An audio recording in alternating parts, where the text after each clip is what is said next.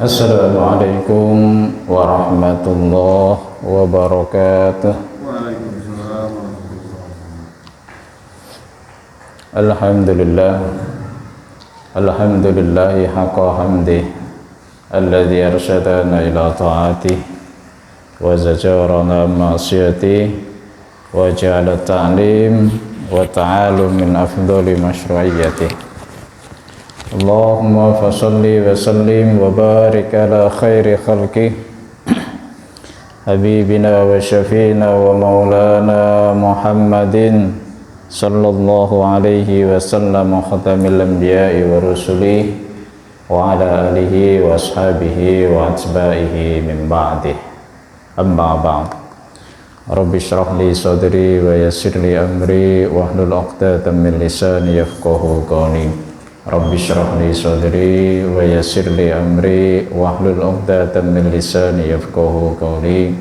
Rabbi shrah li sadri wa yassir li amri wahlul 'uqdatam min lisani yafqahu qawli.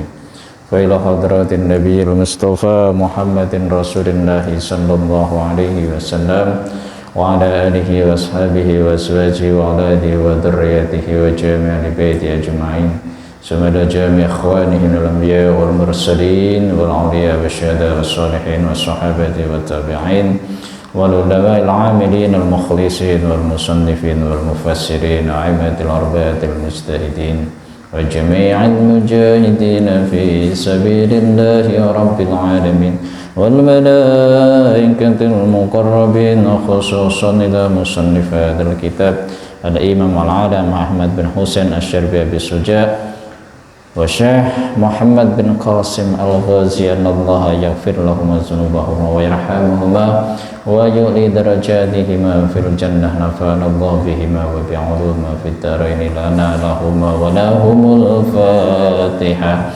A'udzu billahi minasy syaithanir rajim. Bismillahirrahmanirrahim. Alhamdulillahi rabbil alamin arrahmanir rahim maliki yaumiddin iyyaka na'budu wa iyyaka nasta'in ihdinas siratal mustaqim siratal ladzina an'amta 'alaihim ghairil maghdubi 'alaihim waladdallin. Amin.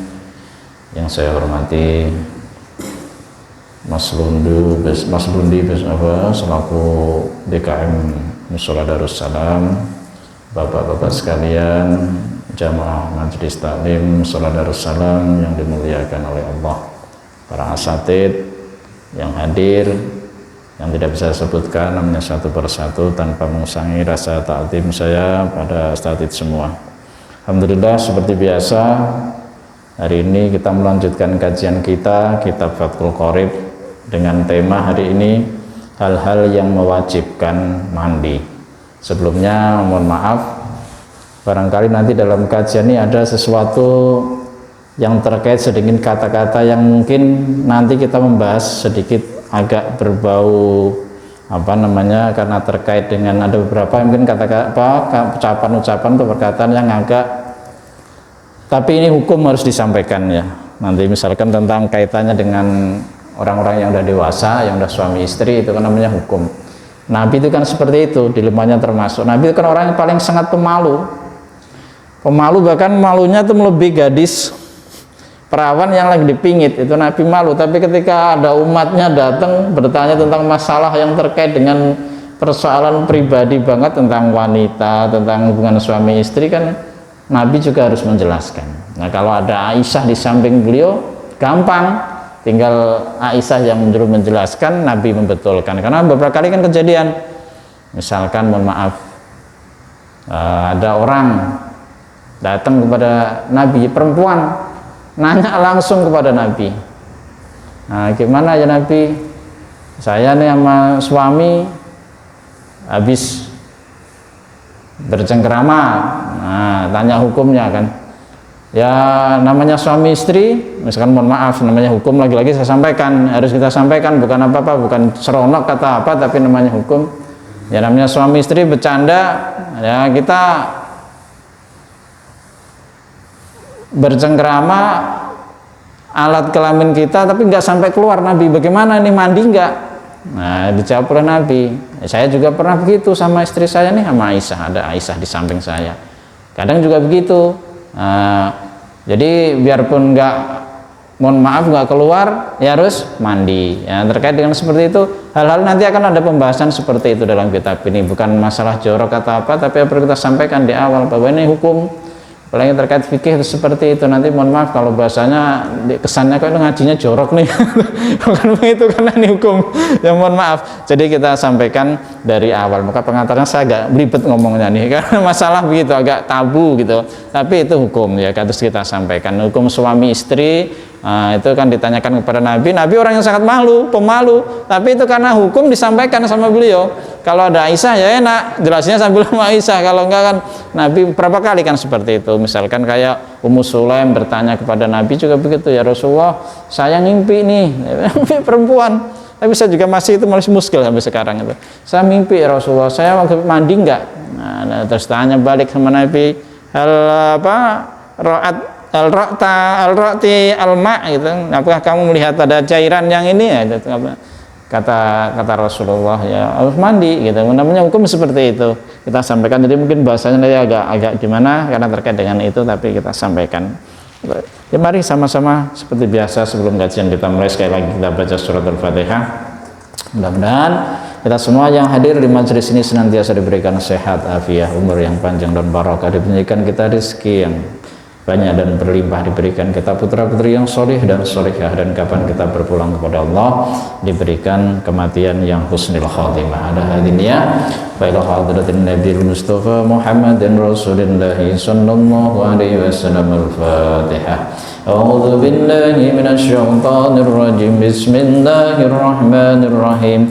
Alhamdulillahi Rabbil Alamin Ar-Rahmanir Rahim Maliki Yawmiddin Iyyaka na'budu wa iyyaka nasta'in Ihdinas siratal mustaqim Siratal ladzina an'amta 'alaihim ghairil maghdubi 'alaihim waladdallin. Amin.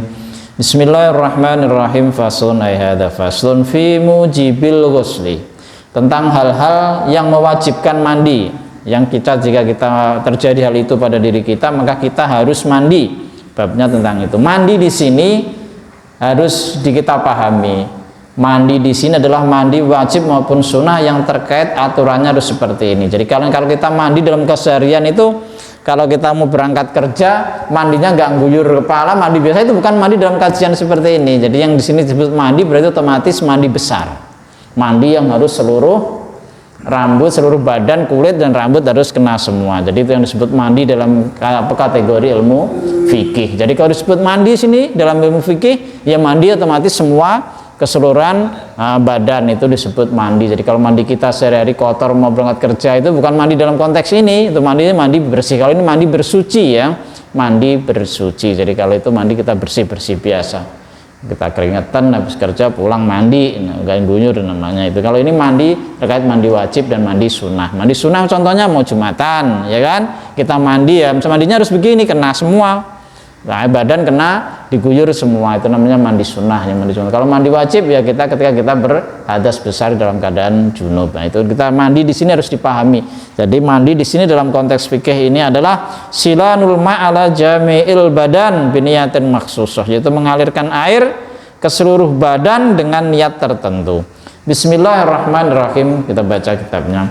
Wallazi, dan adapun sesuatu yujibu yang mewajibkan apa alladzi al-ghusla terhadap mandi, sittatu asya'a, itu ada 6 hal. Jadi sesuatu yang mewajibkan kita mandi itu ada 6. Ini kalau ada mengalami 6 ini kita harus mandi. Salah satu minha tastariku fiyar rijalu wan nisa. Salah satu yang 3 dari 6 ini tastariku fiha, bersekutu atau berlaku fiha di dalam 3 hal itu siapa? Ar-rijalu, laki-laki, wan nisa'u, dan perempuan. Yang 3 dari 6 hal ini berlaku baik untuk laki-laki maupun untuk perempuan. Ini yang 3. Wahia, Dan adapun yang tiga itu, yang pertama adalah nih bahasanya nih, udah mulai. Makanya saya sampaikan dari awal, iltiqaul khitanaini, bertemunya dua yang dikhitan, dua alat kelamin kita, dua alat kelamin laki-laki dan perempuan. Jadi kalau bertemu dua alat kelamin itu baik keluar sperma atau enggak, keluar mani atau enggak, baik seluruhannya masuk atau enggak, baik ada syahwatnya atau enggak, baik ujungnya doang apa enggak, atau helm kita doang apa enggak, itu kalau sudah bersentuhan biarpun tidak keluar itu kita wajib mandi. Jadi sebutannya dalam kitab itu iltiqaul khitanaini, dan hadisnya itu banyak disebutkan Nabi. Dalam riwayat Aisyah itu disebutkan idza jawazal khitanu al khitana faqat wajabal ghuslu. Ini kata Nabi, ketika ada khitan bertemu dengan khitan, sesuatu yang dikhitan, katanya disebut khitan. Mengapa? Karena kemaluan kita itu dikhitan. Jadi kalau menurut hadis ini, makanya kalau zaman sekarang kan sejak tahun berapa itu yang perempuan itu nggak usah berkhitan, tapi sebutannya kalau dari hadis Nabi memang perempuan juga berkhitan, biarpun cara khitannya kalau kata Nabi diingatkan harus hati-hati kalau perempuan dikhitan itu, jangan sampai semuanya hanya ditoreh aja, digores saja kalau perempuan. Tapi kalau menurut ungkapan-ungkapan hadis, biarpun perempuan itu memang harus, tapi bukan harus kalau perempuan ya, hanya sekedar anjuran. Yang wajib itu kan laki-laki, kalau yang perempuan itu hanya sunnahnya itu berkhitan. Tapi kalau sejak tahun berapa itu ada keputusan dari Kementerian Kesehatan kan, edaran yang anak perempuan tidak usah dikhitan. Nah itu ya, karena menurut tinjauan kesehatan memang seperti itu. Tapi kalau menurut ilmu hadis berdasarkan agama sebutannya selalu al khitan. Jadi memang dikhitan, biarpun caranya tidak ini entah digores sedikit tapi harus tetap ada pentorehan itu di kelamin perempuan. Jadi disebutnya khitanani. Jadi ketika idzawaja, ketika masuk apal khitanu, alat kelamin laki-laki, al khitana terhadap kelamin perempuan, fakat wajibal ghuslu, maka dia wajib mandi. Fa'altuhu ana wa Rasulullah faktasalna. Jadi kata Aisyah, saya juga melakukan hal itu sama Rasulullah dan kami sama-sama mandi. Terus dalam hadis yang lain juga banyak, idzal taqal khitanin, jika bertemu dua alat khitan, dua alat sesuatu yang dikhitan atau dua alat kelamin, wa tawarat al khasyafatu faqad wajibal ghuslu. Dan jika sudah masuk, kelihatan ujungnya hilang, masuk ke alat kelamin perempuan, maka wajib untuk mandi. Jadi ini yang pertama. Jadi bi ilajin hayyin wadihin, dengan orang ini yang masih ini yang wajib mandi ini jika dilakukan dua-duanya, orangnya otomatis masih hidup atau dua-duanya wajib mandi. Lalu bagaimana jika kejadian misalkan mohon maaf ada orang istrinya meninggal, sangat cintanya kepada istrinya, ini istrinya sebenarnya udah disucikan. Tapi kalau menurut ini kitab ini ya, udah disucikan karena suaminya sayang banget, istrinya sudah meninggal, udah disucikan, digauli lagi. Tapi itu kejadian banyak ada. Bahkan di Mesir itu sampai sekarang menjadi kontroversi. Karena ada undang-undang di Mesir itu namanya forwell intercourse. Intercourse ya, sebutannya apa? Itu sampai sekarang menjadi lagi di demo di Mesir itu, tapi berlaku itu undang-undangnya. Jadi ada sebutannya persetubuhan perpisahan. Ada aturan tersendiri. Jadi kalau pasangan suami istri itu, terutama suami, boleh itu menggauli istrinya yang sudah meninggal jadi mayat itu, selama dalam undang-undang di Mesir itu disebutkan ketika meninggalnya itu kurang dari 6 jam, masih belum 6 jam itu boleh. Yang sekarang lagi diprotes rame-rame sampai sekarang masih kontroversi di Mesir itu kejadian. Kan banyak juga kejadian ada yang kayak begitu. Terus kayak semacam misalkan juga pernah kan terjadi pada masa Rasulullah itu, ada itu kan seorang pemuda gitu, ada seorang pemuda nangis terus di depan masjid.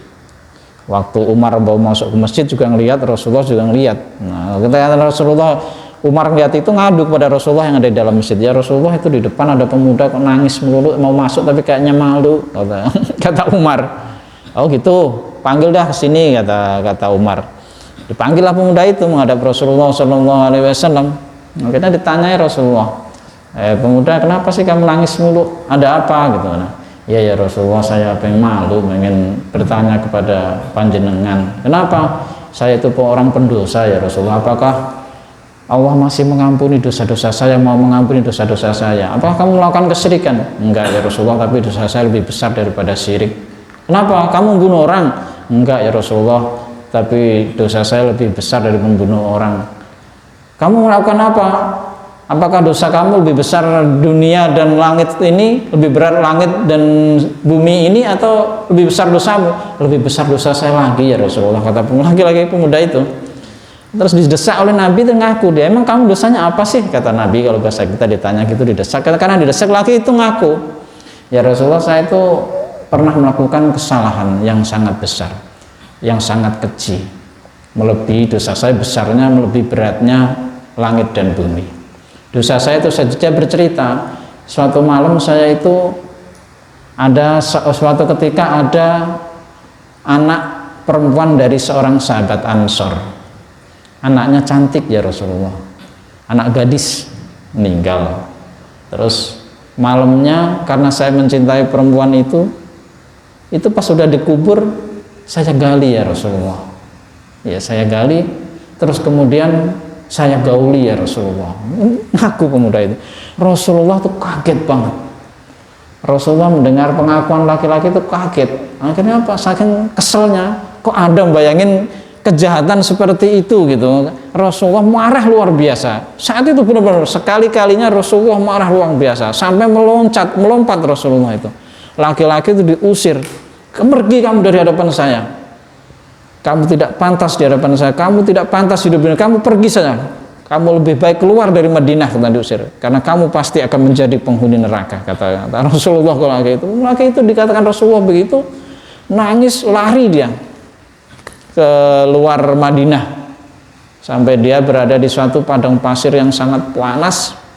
Dia nangis, lelaki itu mengadu kepada Allah, ya Allah, saya sudah datang kepada Rasulmu untuk meminta pengampunan, untuk diberikan jalan, untuk diberikan petunjuk supaya bertaubat kepadamu. Tetapi ketika saya menyampaikan dosa-dosa saya yang besar, Rasulmu marah kepada saya ya Allah.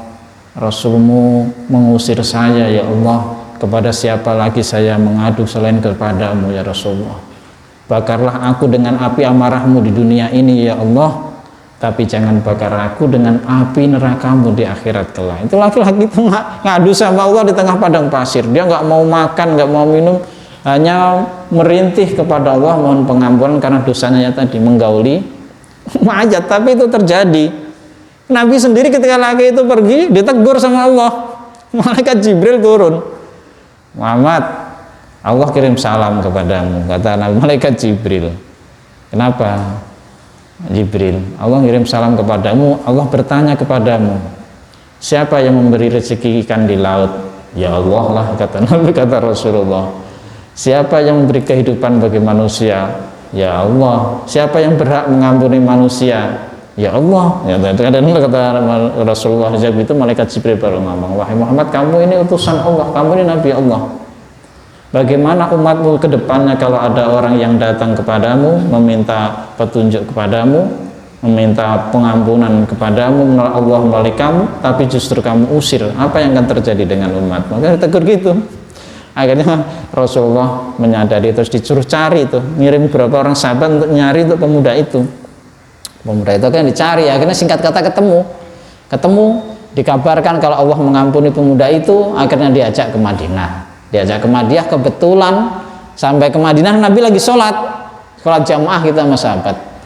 Nah laki-laki itu kemudian karena Nabi sedang sholat, dia nyusul mau ikut sholat. Nah pas sholat itu kebetulan Nabi membaca surat Al-Hakumut Takasur itu, ketika sampai ayat hatta zurtumul maqabir, laki-laki itu menjerit, mati saat itu juga. Nah itu orang itu kita katakan kadang-kadang begitu. Orang yang kadang-kadang kita anggap jelek, buruk, itu kita nggak boleh langsung memvonis seseorang itu, karena dia kan dalam kitab banyak disebutkan kelihatannya di zahirnya dia nggak bagus, suka mabuk apa, tapi ternyata kalau Allah berkehendak itu hidayah menjadi kekasih Allah, itu bukan urusan kita. Laki-laki itu pemerkosa mayat akhirnya menjadi kasih Allah di ujung hayatnya, diterima taubatnya itu.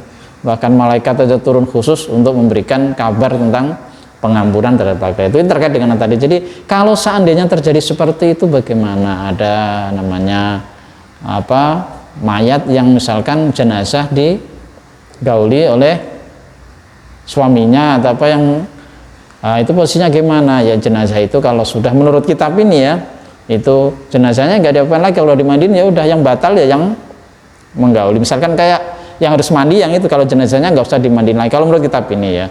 Jadi karena ketika orang sudah meninggal itu terlepas namanya ketentuan syarak itu dia udah nggak berlaku, ketentuan hukum-hukum, kewajiban-kewajiban ketika orang sudah meninggal tidak berlaku. Jadi yang berlaku itu untuk yang ketika dia sudah disucikan dari yang pertama. Kalau belum dimandikan ya gampang sekalian, tapi ketika sudah, itu seandainya kejadian seperti itu sama ketika dia udah dimandikan, udah suci, ketika kesenggol sama jenazah laki-laki yang bukan mahramnya kan batal seharusnya. Ya enggak, dia lagi diundukan, enggak jenazahnya diundukan, tapi orang yang itu tetap batal, yang hidup.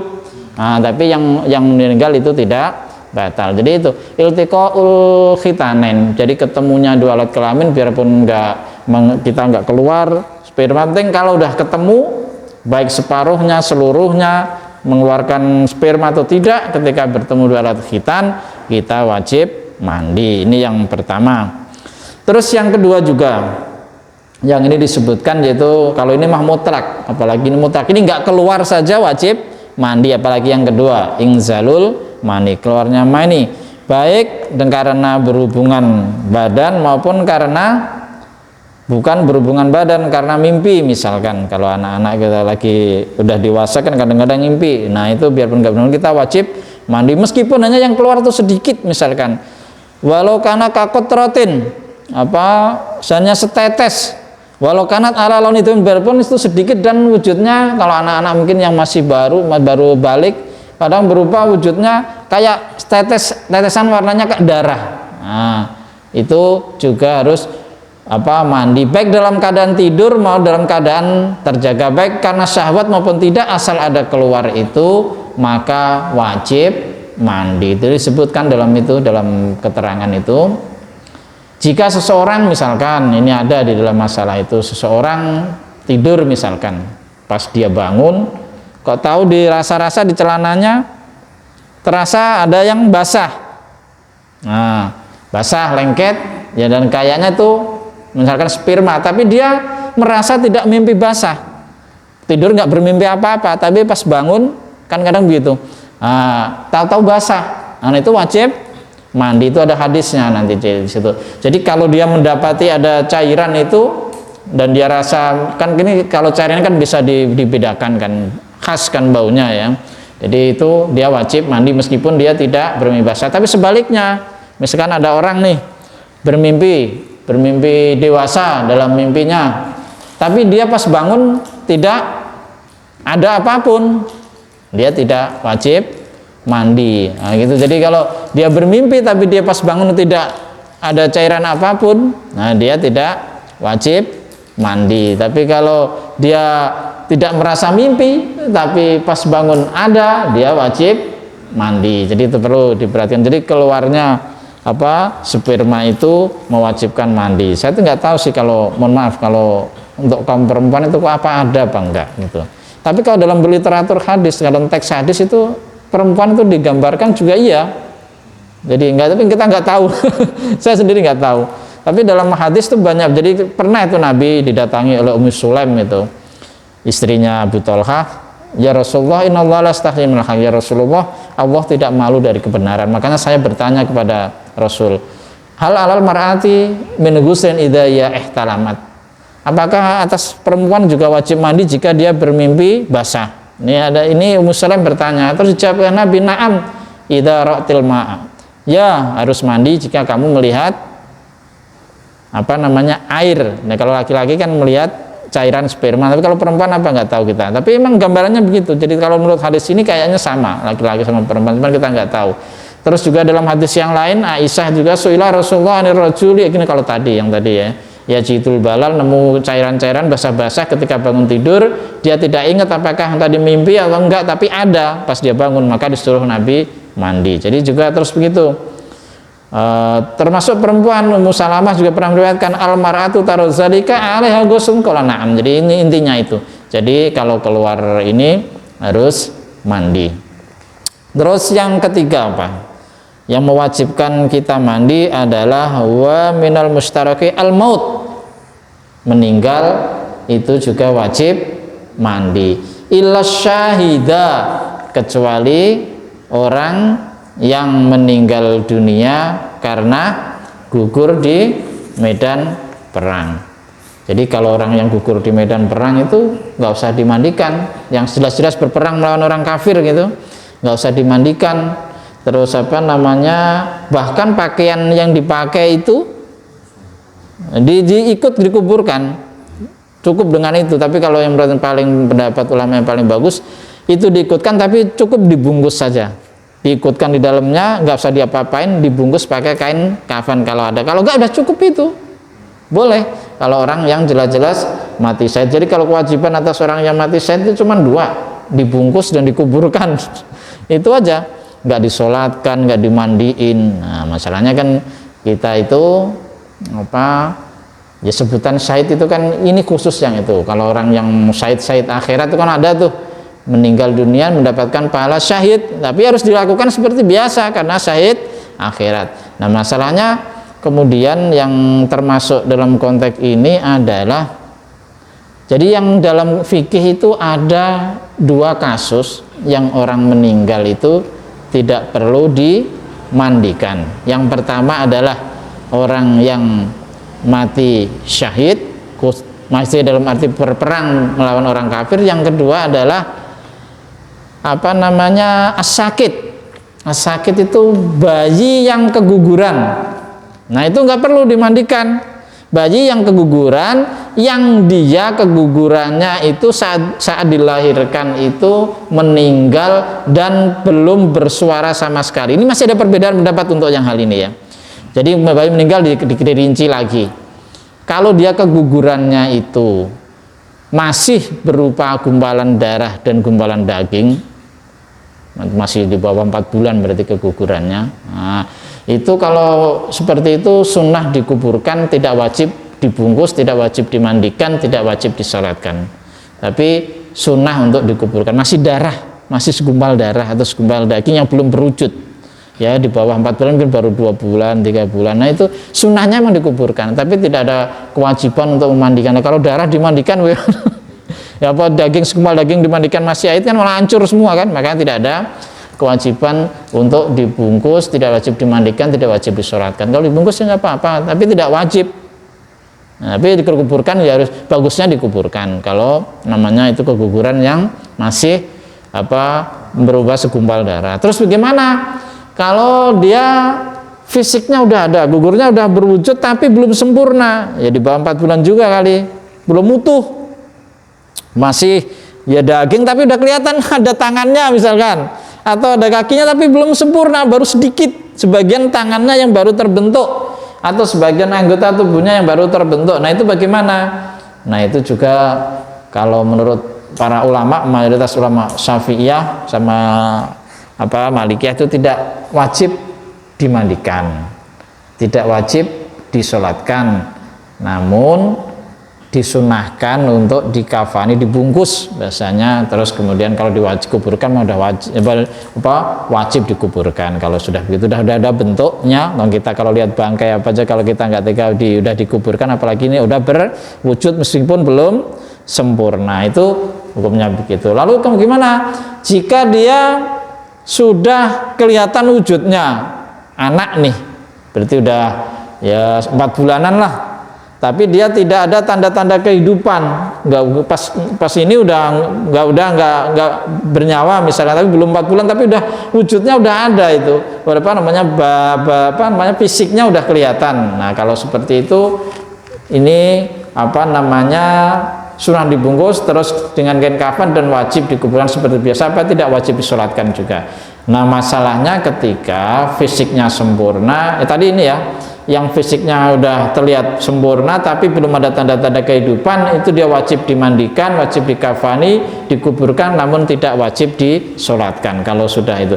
Nah kalau yang sudah sempurna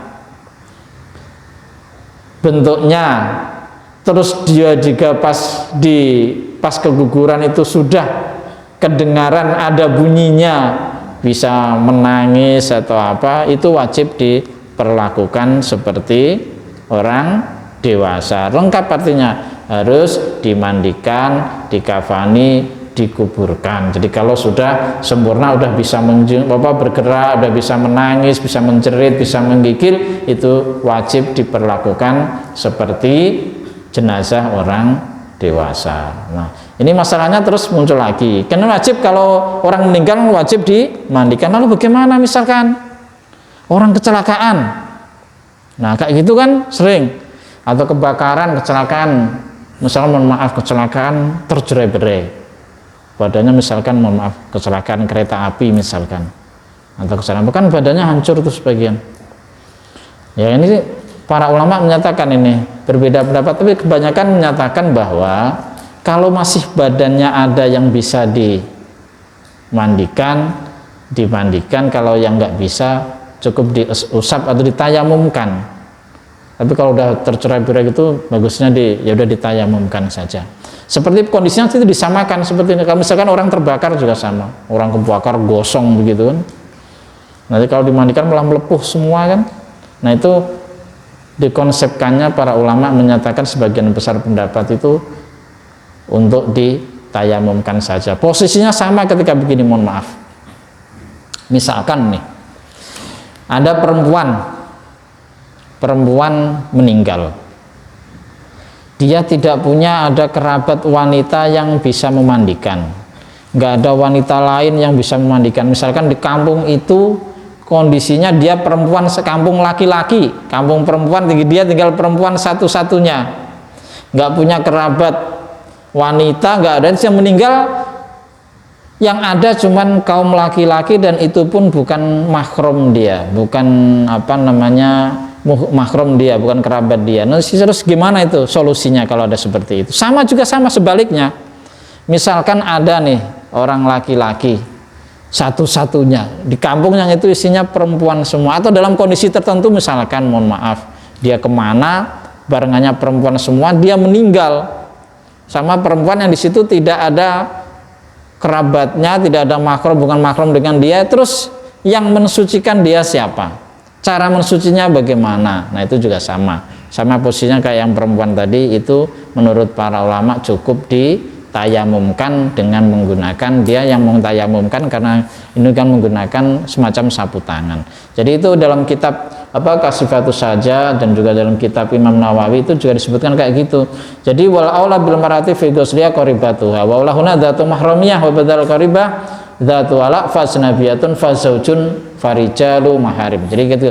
Jadi kalau posisi perempuan, kalau hanya satu-satunya tadi nggak ada yang bisa memandikan, nggak ada sama perempuan, nggak ada kerabatnya perempuan, nggak ada, yang ada itu orang lain laki-laki yang bukan mahram, itu ditayamumkan saja, tidak usah dimandikan. Itu kalau menurut pendapat namanya Imam Nawawi dan juga pengarang kitab Kasifatus Saja, syarah dari kitab Syarah. Jadi itu ditayamumkan. Ada lafadznya di sini tapi tidak perlu saya baca secara detail. Tapi hukumnya seperti itu menurut pendapat para ulama. Jadi tadi yang tidak wajib dimandikan, kalau setiap orang yang meninggal ini hukumnya wajib untuk dimandikan. Tapi ada tadi dalam kasus-kasus tertentu nggak usah dimandikan, termasuk orang yang mati syahid. Terus juga orang yang ikhram, ini harus dimandikan, tapi pengecualian ada tata cara pelaksanaannya khusus. Orang yang ikhram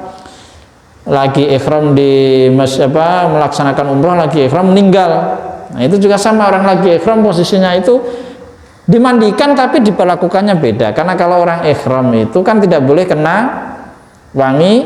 wangian, juga dia menggunakan pakaian ihram. Jadi kalau laki-laki itu ketika maka dia meninggal dalam keadaan ihram, yaitu kepalanya tidak boleh ditutup. Terus saat dimandikan jenazahnya terus dipakaikan kain kafan, itu tidak boleh dikasih wangian. Karena itu untuk mempertahankan bekas ihram, kata alasan para ulama, karena manasik itu tidak batal karena kematian. Jadi dia meninggal dalam keadaan ihram, maka tidak perlu pas dimandi itu dikasih wangi-wangian. Kayak kalau orang kita kan yang meninggal normal, ketika memandikan kan dikasih wangi-wangian, sunnahnya malah seperti itu, dikasih wangi-wangian. Nah, tapi kalau orang yang ihram malah enggak, Nabi nggak usah dikasih wangi-wangian, karena biar dia meninggal dalam keadaan ihram, melanjutkan itu, mempertahankan ibadah ihramnya itu, meninggal dalam keadaan seperti itu. Jadi itu orang yang mati syahid tadi tidak perlu mandi. Jadi sama yang tadi, keguguran atau yang tadi orang yang jenazahnya karena kecelakaan, kebakaran dan macam-macam yang nggak memungkinkan untuk dimandikan, itu boleh tidak dimandikan. Jadi hukum selalu begitu. Wasalah satun, dan yang tiga, kita percepat karena waktunya juga ini ya. Wasalah satun, dan yang tiga, takhtasu, khusus, berlaku khusus. Biar dengan yang tiga ini siapa? An-nisa'u, perempuan. Wahya al-haidu, yaitu yang pertama adalah yang khusus perempuan itu haid. Orang perempuan kalau kena haid, setelah haidnya berakhir wajib mandi, karena itu yang mensucikan ketika haid. Haid itu orang beda-beda, ada yang 1 hari 1 malam udah beres, ada yang rata-rata ya 6-7 hari, 7 hari seminggu umumnya, dan yang paling lama 15 hari. Kalau 15 hari kok masih keluar darah, berarti itu bukan darah haid, wajib mandi, wajib sholat. Nah, itu yang menetes bukan darah haid, namanya darah istihadhah, darah penyakit. Nah, jadi kalau haid, kalau misalkan biasanya 7 hari udah mandi, keluar masih ada yang keluar, berarti kita ambil yang maksimal lamanya kan 15 hari, berarti mandi lagi nanti setelah nggak benar-benar nggak keluar. Jadi kadang-kadang begitu kan, perempuan beda-beda, ada yang sehari, bahkan pernah saya ceritakan kan Sayyidatina Fatimah Zahra itu perempuan yang nggak pernah haid, tapi bisa punya keturunan. Nah, itulah namanya keadilan Tuhan itu. Memang pasangannya udah dipasangkan sama Sayyidina Ali kan. Sayyidina Ali sama jadi disebutkan dalam beberapa sirah itu kan. Udah pernah saya sebutkan juga di sini mungkin. Sayyidina Ali itu orang yang libidonya kuat banget.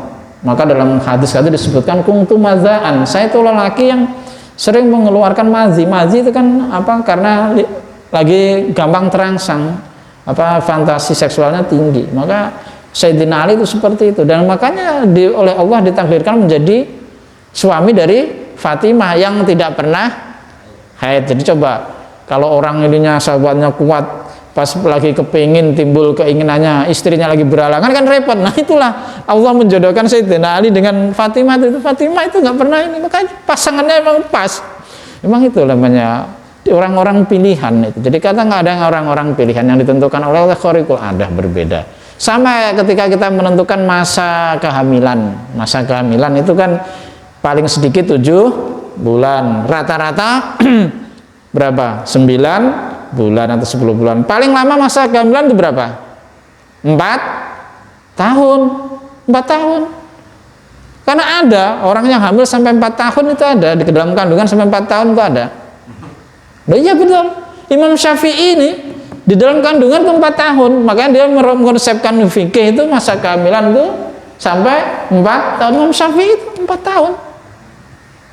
Imam Syafi'i, maka iya di kandungan itu 4 tahun. Jadi kan susah kalau bayangin sekarang, namanya itulah kehendak Allah. Jadi kalau bayi itu kalau di atas 9 bulan kan ketubannya habis berbahaya kalau nggak diangkat kan. Tapi Imam Syafi'i itu enggak, 4 tahun. Imam Malik 3 tahun. Malik 3 tahun.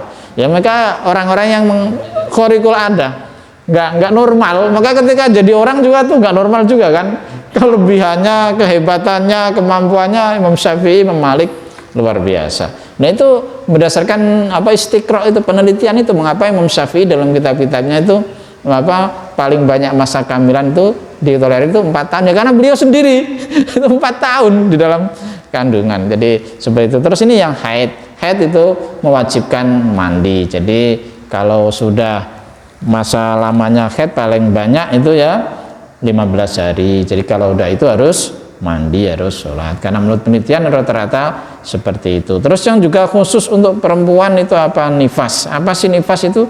Yaitu melahirkan, darah yang keluar mengiringi melahirkan. Jadi itu wajib untuk mandi. Nifas ini paling lama biasanya paling lama 60 hari, tapi rata-rata 40 hari. Jadi kalau orang nifas itu, orang haid itu, orang nifas itu nggak boleh sholat, nggak boleh puasa, nggak boleh berhubungan suami istri, nggak boleh, karena secara kesehatan, secara medis juga nggak bagus. Orang habis melahirkan itu masih masih trauma, badannya juga masih trauma, psikisnya juga masih trauma, itu berbahaya. Maka Islam juga mengajarkan seperti itu, ada masa namanya masa nifas 40 hari, paling lama 60 hari. Jadi kalau habis melahirkan ya nggak boleh berhubungan suami istri, itu nggak boleh, haram.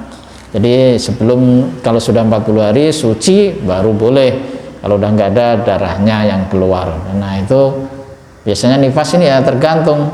Jadi ada yang sebentar, baru berapa hari sudah nggak keluar darah sama sekali, itu udah boleh mandi itu. Tapi rata-rata 40 hari. Orang-orang pada masa Nabi juga kanatin nufasa'u taqudu ala hadin Nabi sallallahu alaihi wasallam arba'ina yaman, 40 hari. Itu nggak boleh sholat, nggak boleh puasa, nggak boleh berhubungan suami. Jadi minimal kan nifas itu ada zaman orang dulu, barangkali orangnya ini tetes itu udah setelah melahirkan udah cuman sekali doang udah nggak keluar darah lagi, ada yang seperti itu.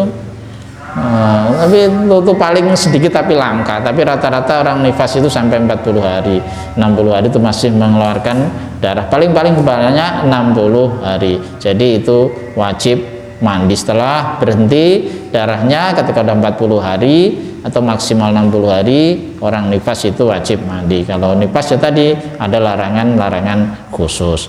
Jadi seperti itu. Terus yang terakhir, melahirkan juga wajib mandi. Kalau menurut kitab ini baik melahirkan itu disertai dengan pendarahan maupun tidak. Tapi kalau melahirkan pasti pendarahan ya. Nah, terus gimana kasusnya kalau sesar? Sesar udah pendarahan nggak, Tat? Tapi kan dari perut kan ya. Tapi nah itu disebutkan dalam itu dalam perin-perinan itu, kalau orang yang melahirkan biarpun tidak ada pendarahan itu tetap wajib mandi menurut sebagian besar ulama. Mengapa? Karena anak itu berasal dari sesuatu yang mewajibkan mandi. Alasan ulama yang tetap mewajibkan mandi itu biarpun melahirkan secara sesar, kalau udah ini mandi, wajib mandi, itu alasannya. Jadi kalau para ulama menyatakan karena anak itu merupakan ada dari sesuatu yang mewajibkan mandi, yaitu dari sperma. Keluar sperma kan wajib mandi. Maka ketika anak itu keluar, kita mengeluarkan sesuatu yang hasil dari sperma, entah itu dengan cara yang normal maupun itu lewat sesar, itu tetap kita diwajibkan untuk mandi. Jadi begitu kalau menurut itu. Pokoknya kalau melahirkan, kalau dalam kitab ini disebutnya simpel. Jadi al-mashubati bil balali mujibatun lil ghusli qata'an, secara wajib pasti kalau ada dalilnya. Wal mujarradatu anil balali mujibatun lil ghusli fil ashah. Menurut kalau yang paling sahih, meskipun tidak ada darah sekalipun, tidak ada cairan-cairan tertentu sekalipun, ketika seorang itu melahirkan juga wajib mandi kalau dalam kitab ini. Jadi ini pembahasan kita pada malam hari ini, sedikit temanya, baru kemudian nanti pertemuan berikutnya yang tentang fardu dan sunnah-sunnah mandi, tata cara mandi itu yang nanti agak panjang. Jadi terkait dengan ini hal-hal yang mewajibkan mandi ada 6 ini. Yang pertama bertemunya 2 alat khitan, keluarnya sperma. Terus yang terakhir itu disebutkan ada tambahan juga, itu orang yang masuk Islam. Ini menurut mazhab Syafi'i sebagian besar ulama itu juga wajib mandi besar. Kalau ada orang masuk Islam, baru masuk Islam, orang mu'alaf, ketika dia sudah mengucapkan syahadat, atau dia pas mau menyampaikan keislamannya, tapi pas mengucapkan syahadat itu, setelah masuk Islam dia wajib mandi. Atau malah sebelumnya ini, ketika ini diminta, pernah dalam hadis itu disebutkan dalam kitab Sumamah bin Usal itu, dia ketika akan menyampaikan Islam kepada Rasulullah, dia disuruh untuk mandi. Juga itu namanya Qaus bin Asim, ketika dia ingin menyampaikan keislamannya, diperintahkan oleh Rasulullah untuk mandi terlebih dulu. Jadi yang ulama yang menyatakan ketika masuk Islam wajib mandi itu mendasarkan pada pendapat hadis Rasulullah yang diriwayatkan oleh Abu Hurairah dan Qais bin Asim. Jadi ini tambahan di dalam kitab ini nggak disebutkan, tapi saya cantumkan karena sering kejadian kan, banyak juga ini. Jadi kalau orang baru masuk Islam wajib mandi besar. Jadi barangkali ini yang disampaikan materinya, barangkali ada mau ditanyakan silahkan. Sedikit materinya ini pertemuan kali ini. Ada yang mau ditanyakan? Ya.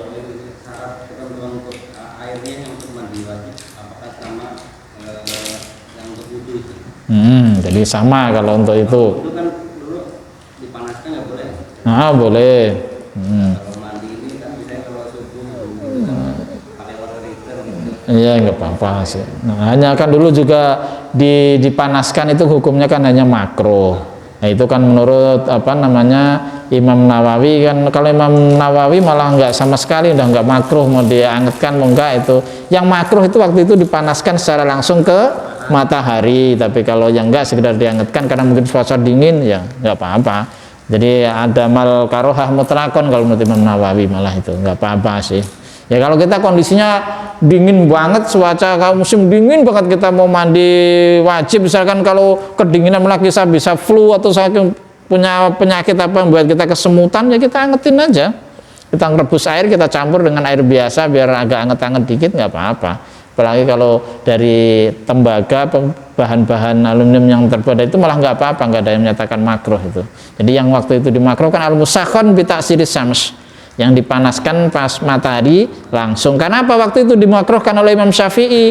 Karena ala jihadit tibi, alasan kesehatan. Kalau panas matahari langsung itu kurang, nggak menyehatkan, bahaya bagi kesehatan. Nah, tapi kalau untuk lewat alat-alat itu nggak apa-apa lah. Pembakaran api itu bisa menghilangkan bakteri dan kadar, nggak apa-apa, nggak masalah. Jadi itu nggak masalah. Ada lagi yang ditanyakan, Pak? Nggak ada, kayaknya simpel ini ya kajian kita yang tema ke-7. Itu kalau hari-hari itu dikubur memang Iya, ini hari-hari. Jadi kalau kita emang tradisi kita kan seperti itu. Ya kita nggak ada salahnya ikutin tradisi itu hari-hari. Karena kalau orang zaman dulu nyawa kedua ya, saudara kembar ya. Kan orang sini kan begitu. Bahkan sampai kalau di kampung itu, iya kan, ada dinyalain lampu kadang-kadang kalau orang zaman dulu kan begitu. Tapi kita orang kadang kalau bayi ketawa sendiri katanya diajak bercanda kembarannya ya hari-harinya itu kan kadang orang zaman dulu ya nggak apa-apa kan, itu sudah tradisi kita ya nggak apa-apa bukan masalah ibadah, nggak ada bid'ahnya. Jadi nggak apa-apa yang begitu mau terhadap masyarakat kita. Jadi bukan, tapi yang terkait dengan itu kan nggak terkait dengan kewajiban mandi. Emang hari-hari ya namanya orang melahirkan ya biarin aja lah praktek seperti itu, nggak apa-apa.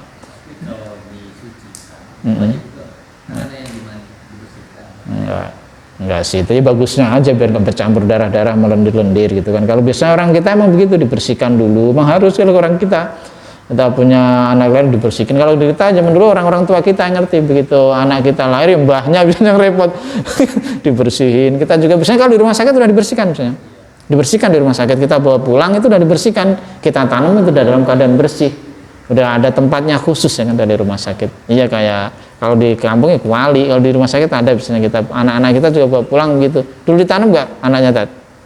Iya sama, kita tanam di depan. Ya digentong. Kalau orang kita zaman dulu bahkan diperlakukan seperti orang kan, dikasih mori kain kafan juga, dengan seperti itu ya. Karena terkait dengan tadi kayak daging itu kan tadi ada disunahkan seperti itu kan. Jadi mungkin dikiaskan sama itu, tapi nggak masalah sih itu. Nah, nggak terkait dengan apapun, nggak ada kemusyrikan, nggak ada apa-apa, nggak apa-apa. Ya. Terus ini Ustaz, ini dari yang hadis ini mandikanlah dia 3 kali, maksudnya gimana? Oh itu ya, mana mandikanlah yang 3 Yang hadis Bukhari dan Muslim yang terakhir itu halaman pertama yang di bawah, paling bawah. Oh aksil ini ya, mandikanlah ia 3 kali. Maksudnya ya di pas mandi itu minimal dibersihkannya itu sampai bersih 3 kali gitu. Jadi kan mandi kalau wudhu kan berlakunya itu 1 kali. Nah, kalau mandi itu nggak boleh 1 kali guyuran aja, minimal harus 3 kali, maksudnya seperti itu. Jadi nggak boleh ketika mandi hanya seguyur doang, guyur badan orang yang meninggal seguyurnya nggak boleh. Jadi 3 kali, ya 3 kali maksudnya gitu, 3 kali bagian mana diguyur 3 kali. Jadi nggak boleh. Jadi kalau wudhu kan 1 kali cukup, tapi kalau mandi enggak, minimal harus 3 kali. Jadi maksudnya gitu. Pernah mandiin jenazah, Tat? Minta tolong Ustaz Tabto nanti disuruh pemulasaraan jenazah, latihan workshop pemulasaraan jenazah. Itu kayak butuh mental itu. Jadi gini, benar. Itu yang Babe biasa nggak, Be? Nah, posisi ini seperti ini nih orang yang barangkali sudah langka. Jadi kadang kita berpikir seperti itu pentingnya. Makanya kalau ada karena itu butuh mental dan itu profesi atau sesuatu yang sekarang langka. Misalkan simpel aja di RT saya, di RW saya itu, yang tukang memandiin jenazah udah sepuh, tinggal 1. Nah itu ntar kalau misalkan mohon maaf, beliau berpulang juga terus yang mandiin siapa coba? Loh itu benar, profesi itu bahkan begini, saya punya pengalaman itu. Jadi di rumah sakit, misalkan mohon maaf, jadi termasuk karyawan yang paling dicari oleh rumah sakit itu karyawan yang bagian pemulasaraan jenazah. Kalau ada daftar orang ke rumah sakit yang dia punya kemampuan tentang pemulasaraan jenazah, itu cepat diterima kerjanya. Iya, karena setiap rumah sakit kan membutuhkan pemulasaraan jenazah itu lebih dari 1 orang, apalagi kalau musim pagebluk, musim paceklik, musim wabah kayak kemarin. Dan saya pernah kenalan itu seorang, dia hanya bisa pemulasaraan jenazah itu, kemudian sampai menjadi PNS, pegawai negeri di Rumah Sakit Darmas itu gara-gara itu. Dia ngerti pemulasaraan jenazah, akhirnya diangkat jadi pegawai negeri ya, khusus itu ngurusin bagian kamar jenazah. Misalkan di rumah sakit manapun namanya bagian jenazah itu kan membutuhkan, dan itu perlu mental, membutuhkan mental, perlu keberanian, dan itu kalau tidak dilatih, bayangkan itu. Orang-orang misalkan di sini aja, siapa yang bisa mandiin jenazah di komplek ini? Kalau ada orang meninggal, siapa yang bisa pemulasaraan jenazah di sini? Yang latihan udah ada. Latihan doang kan? Tapi itu benar, itu profesi yang kadang jarang dipikirkan oleh orang, tapi itu sangat dibutuhkan. Rumah sakit pun sangat membutuhkan itu. Karyawan-karyawan bisa menangani pemulasaraan jenazah. Nah kayak gini nih. Nah, kita kan kayak tadi misalkan ada perempuan keluarga kita yang meninggal, kadang-kadang kita keluarga sendiri aja mandiin, bukan malu, nggak berani, akhirnya dipasrahin ke orang. Padahal yang paling utama seperti disebutkan tadi dalam kitab ini juga, yang paling utama wal aula, nah itu khususnya untuk perempuan itu kan sangat sensitif terkait dengan perempuan. Belum arti figusnya itu koribatuha, yang pertama paling utama untuk mempunyai kewajiban untuk memandikan itu kerabatnya, wa aula guna zateman, kerabatnya yang masih ada hubungan mahram, sesama perempuan yang ada hubungan mahram. Jadi kalau yang perempuan yang bagus mandinya ya yang perempuan, tapi yang utama, yang pertama, kewajiban pertama siapa? Perempuan yang ada hubungan mahramnya, ya saudaranya, adiknya, saudara kakaknya, adiknya, neneknya, ibunya, ponakan perempuan, itu yang ada kemarin kita sebutkan. Mahram itu siapa sih yang haram di nikah? Kalau perempuan sama perempuan yang ada hubungan itu ponakan, bule, bude, itu yang pertama kali seandainya ada orang yang meninggal. Jadi perempuan yang ada hubungan mahramnya. Jadi wa ulahuna zatu mahrumatin. Kemudian kalau nggak ada kerabatnya yang ada hubungan mahram, yang perempuan itu yang berani memandikan, ya nanti yang ada hubungan kekerabatan tapi nggak mahram, tapi masih ada hubungan keluarga tapi nggak mahram sama perempuan. Nah itu tadi setelah yang mahram, terus kerabat lain yang tidak ada mahram, terus kalau nggak ada lagi baru orang lain yang nggak ada hubungan mahram tapi sama perempuan. Tapi kalau nggak ada semua, nanti baru suami boleh, tapi suami itu belakang. Setelah nggak ada perempuan lagi, kalau masih ada perempuan, yang diutamakan perempuan, bukan suaminya. Yang memandikan perempuan itu sesama perempuan. biarpun orang lain petugas pemandian itu yang perempuan, nah itu lebih utama itu daripada suaminya. Itu kalau mentok nggak ada baru boleh suaminya, atau kalau suaminya nggak berani baru laki-laki yang ada hubungan mahram sama dia. Tapi yang utama itu sesama perempuan, kalau perempuan sama perempuan begitu. Jadi ya bisa dipahami tadi ya.